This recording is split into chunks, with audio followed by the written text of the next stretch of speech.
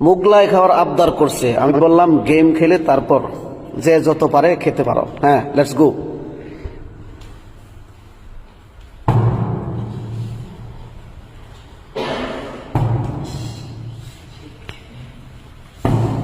Yes. ও অনেক দামি একটা খাবার তো। ইয়েস। তৌফিক শিকদার।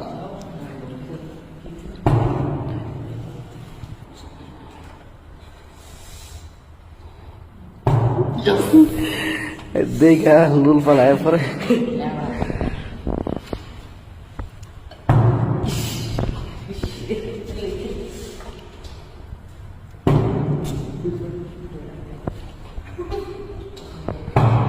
ইয়েস।